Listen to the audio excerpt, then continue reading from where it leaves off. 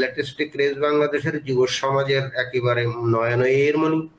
তো উনি আজকে কিছু বক্তব্য, আজকে না আসলে অনেক আগের বক্তব্য কেউ আমাকে দিল। তো এদের যুক্তিগুলো খুবই হালকা, ওরা স্রষ্টাকে মানতে চায় না, আল্লাহরে মানতে চায় না। এর কারণ ওরা বলে আনসিন ইজ নাথিং, যেটা দেখি না ওইটা মানি না। নাজুবিল্লাহ পড়বেন না? কিন্তু ওরা ওদের জীবনে অনেক কিছু দেখে না, ওরা মানে না। কথা কন। আচ্ছা, আপনি আপনার জীবনে সরাসরি চোখ দিয়ে আমেরিকা দেখছেন? কথা কয় না। তা আমেরিকা যে আছে মানেন না? যারা এখনো হজে যান নাই, হজে যারা এখনো যান নাই, কাবা ঘর নিজ চোখে সরাসরি দেখছেন? টিভিতে না, টিভিতে তো সবাই দেখছে। সরাসরি কাবা ঘর দেখছেন? তো আপনি যে দেখেন নাই, আপনি সৌদি আরব যে আছে কাবা ঘর যে আছে মানেন না? নাস্তিকরা বাতাস খালি চোখে দেখে না, দেখে, কিন্তু নাস্তিকরা বাতাস মানে না। Why do you believe on that? তো বাতাস মানুষ কেন? তোর দাদা তোর বাবা কোনোদিন বাতাস দেখছে? তুই তোর চোখ দিয়ে কোনোদিন বাতাস দেখেছিস? Do you see the air in the atmosphere? উত্তরে বলবেন no. So why do you believe on that? বাতাস বিশ্বাস করো কেন? Do you see the migraine pain when someone feel in his head? কেউ যখন মাথা ব্যথা অনুভব করে বলে যে আমার মাথাটায় প্রচন্ড ব্যথা, ওর যে মাথা ব্যথা দেখা যায়? কথা বলেন। ভাইজানের মাথা ব্যথা প্রচন্ড দেখা যাচ্ছে? মাথা ব্যথা থাকলেও মাথার অবস্থা যা, না থাকলেও এটা দেখা যায় না। So why do you believe on that? মাথা ব্যথা দেখা যায় না তো বিশ্বাস করোস কেন? এগুলো কপাল পড়া, এগুলো হচ্ছে নাম্বার 1 হাদারা মুল্লুক্কা পাঠা। ওনার ওই বক্তব্যে এসে নাস্তিকদের একেবারে মানে তুলোধুনো করে দিচ্ছে কিছু যুক্তি উপস্থাপন করে। ওনার যুক্তি হলো এই, তোমরা কি বাতাস দেখতে পাও? দেখতে পাও না। তোমাদের পেটে বা মাথায় ব্যথা হলে তোমরা কি সেটা দেখতে পাও? পাও না। আচ্ছা, তোমরা কি এই বাংলাদেশে বসে আমেরিকাকে দেখতে পাও? পাও না। তোমরা কি বাংলাদেশে বসে মক্কা মদিনা দেখতে পাও, অথবা সেই কাবা ঘর, আল্লাহর ঘর তোমরা কি দেখতে পাও? পাও না। আচ্ছা, তা কোনো কিছুই দেখতে পাও না, তাহলেও তো তোমরা বিশ্বাস করো ওইগুলো আছে। তো এইভাবে যদি তোমরা বিশ্বাস করো, তাহলে সৃষ্টিকর্তাকে কিভাবে তোমরা বিশ্বাস করো? ওনার চমৎকার যুক্তি শুনে আমি মানে কি বলবো, আকাশাতে পড়বো নাকি হার্ট ফেল করবো, নাকি অক্কা পাবো, নাকি অজ্ঞান হয়ে যাবো, কোনো কিছুই বুঝলাম না। তো তখন চিন্তা করলাম যে এইখানে আজকে একটা লাইভ হালকা টাইপের করে বিষয়টা নিয়ে, এখানে অনেক জ্ঞানী গুণী ব্যক্তি তো আসা যাওয়া করেন, যে তাদের সঙ্গে একটু মত বিনিময় করা যেতেই পারে। যে হ্যাঁ, মিজানুর রহমান আজহারি যদি বলে থাকেন যে আমরা তো বাতাস দেখি না, কিন্তু আমরা তো বাতাস বিশ্বাস, বাংলাদেশে বসে আমেরিকা দেখা যায় না, তাহলে আমেরিকা বিশ্বাস করি। অথবা আমেরিকা থেকে বাংলাদেশ দেখা যায় না, আমেরিকা আছে সেটা বিশ্বাস করি। অথবা মক্কা মদিনা আছে সেটাও বিশ্বাস করি, যদি আমি সেখানে কোনোদিন যাই নাই। তাহলে সৃষ্টিকর্তা কেন বিশ্বাস করা যাবে না? মারাত্মক যুক্তি, মারাত্মক যুক্তি। ভালো নাই। আপনি কি বুঝতে পারছেন আমার কথা? বলেন। হ্যাঁ, এই যে আজহারি, মিজানুর রহমান আজহারি, যে এই যে ভয়ঙ্কর যে একেবারে ওই উটকো নাস্তিকদের দাঁত ভাঙ্গা একটা যে জবাব দিল, মানে যুক্তি তুলে ধরলো, এখন আপনি এ বিষয়ে কি বলতে চান? দুজক বিশ্বাস করেন, আমিও করি, সবাই করে। কেউ একজন বেহেশত থেকে বঞ্চিত হোক, ভাই, এটা তো আমি কামনা করি না। আমার সর্বান্তিক কামনা সবাই যেন বেহেশতে যায়, দুজকে যাবে কেন, খামাখা কষ্ট। এখন মিজানুর রহমান আজহারির এই যে মারাত্মক যুক্তি, দাঁত ভাঙা যুক্তি, এবং এই যুক্তি দিয়ে সে কিন্তু নাস্তিকদেরকে চ্যালেঞ্জ ছুড়ে দিল। এখন আপনি বলেন তো যে এই যুক্তি কি গ্রহণযোগ্য নাকি গ্রহণ করা যাবে না? হ্যাঁ, আমার কথা শোনা যাচ্ছে ওস্তাদ? হ্যাঁ, কে কণ্ঠ পরিচিত মনে হচ্ছে। হ্যাঁ, বলেন। না, আপনি যে একা একা আছেন তো চিন্তা করলাম যে যাই একটু সঙ্গ দিই। ও আচ্ছা আচ্ছা আচ্ছা। না, ওই যে মিজানুর রহমান আজহারি একেবারে নাস্তিকদের দাঁত ভাঙা যুক্তি দিল, তো আমি ওটা শুনে আমার নিজেরও দাঁত ভেঙে গেছে। এই জন্যই ভাবলাম যে এই বিষয়ে কোনো সমাধান সূত্র, এখানে তো অনেক জ্ঞানী গুণী ব্যক্তি ঘোরাঘুরি করে, চিন্তা করলাম যে তাদের কাছে উপস্থাপন করলে তারা যদি কোনো সমাধান বের করে দিতে পারে। উনি বললেন যে যেহেতু আপনি আমেরিকায় যদি না যেয়ে থাকেন, অথচ আপনি আমেরিকা দেখেন উনি, এবং আপনি তাহলেও আপনি আমেরিকা আছে বিশ্বাস করেন, ভালো। মক্কা মদিনায় আপনি হয়তো যাননি, কিন্তু তারপরে আপনি সেটা বিশ্বাস করেন। বাতাস আপনি দেখেননি, সেটাও আপনি আছে বিশ্বাস করেন। আপনার মাথা ব্যথা হয়েছে, আপনি কি ব্যথা দেখতে পারেন? না, পারেন না। তাহলেও সেটার অস্তিত্ব আছে, সেটাও আপনি বিশ্বাস করেন। তাহলে কেন সৃষ্টিকর্তাকে আপনি না দেখে বিশ্বাস করবেন না, মানে আপনাকে দেখতেই হবে তারপরে আপনি বিশ্বাস করবেন, আমার কাছে যুক্তি হিসেবে মারাত্মক যুক্তি মনে হয়েছে।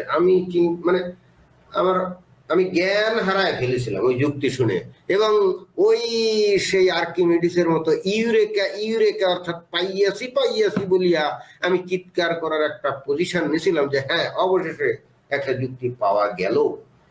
কিন্তু পরে দেখলাম যে আমি বাস্তবে দু একজনের সাথে একটু আলাপ করলাম যে ভাই এই যুক্তি তো দিল, এটার মাজেদাটা কি?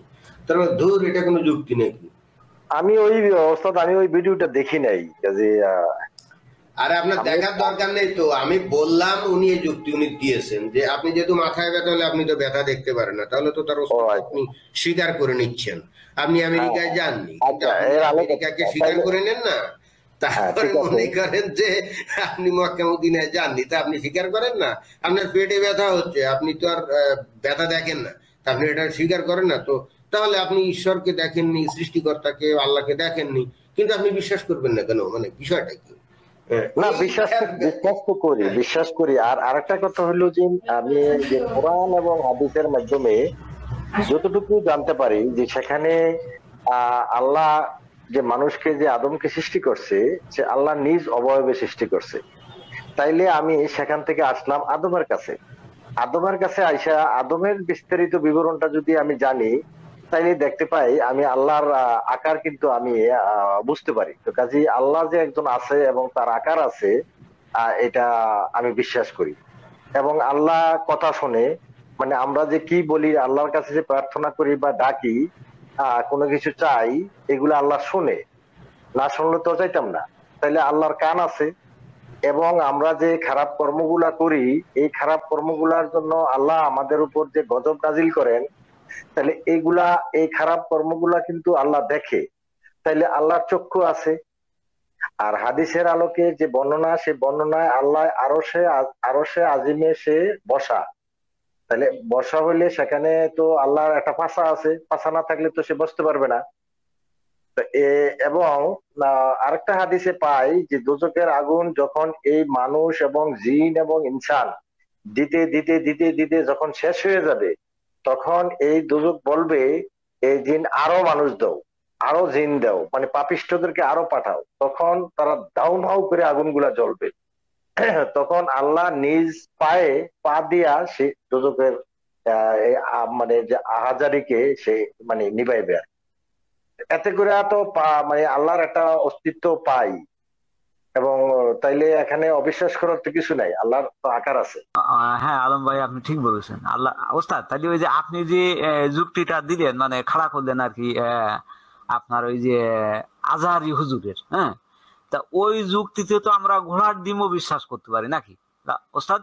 এক্স্যাক্টলি তাই। আমি খানিক প্রথমে আমার যদিও দাঁত ভেঙে গেছে, পরে অবশ্য সম্বিত ফিরে আমি চিন্তা করলাম না, তখন একটু ব্রেনটাকে একটু মানে ব্রেন স্টর্মিং এর চিন্তা করলাম, এবং তখন আমি ভাবলাম হ্যাঁ, আমরা তো ঘোড়ার ডিম দেখি না, আমরা তো ভূত দেখি না, আমরা তো পেতনি দেখি না, আমরা তো ওই শাকচুন্নি, দৈত্য, রাক্ষস এগুলো তো দেখি না, কিন্তু আমরা তো ছোটবেলায় কত গল্পে রাক্ষস, খোকর, ভূত, পেতনি, কত কি গল্প শুনছি। তাহলে তো এগুলাও সত্য।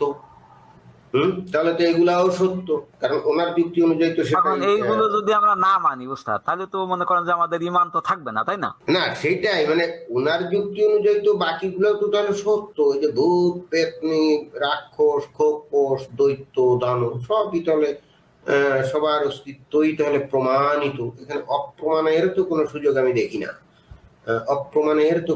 আমি দেখি না, তবে আরেকটা বিষয় এখানে বলতে হবে, সেটা হলো যে দেখুন, এই যে বলে যে মহাবিশ্ব সৃষ্টির পিছনে বিগ ব্যাং অমুক, তারপরে সিঙ্গুলারিটি অমুক সমুক তমুক, এগুলা আছে। আচ্ছা ভাই, সেই 1370 কোটি বছর আগে সেখানে একটা বিগ ব্যাং হয়েছিল, তারপরে একটা সিঙ্গুলারিটি ছিল, এগুলা কি বিজ্ঞানীরা দেখে আসছে নাকি? বিজ্ঞানীরা জন্ম নিল সেদিন, এবার 1370-75 কোটি বছর আগে বিগ ব্যাং ঘটছিল, বিস্ফোরণ ঘটছিল, একটা সিঙ্গুলারিটি ছিল, একটা বিন্দু ছিল।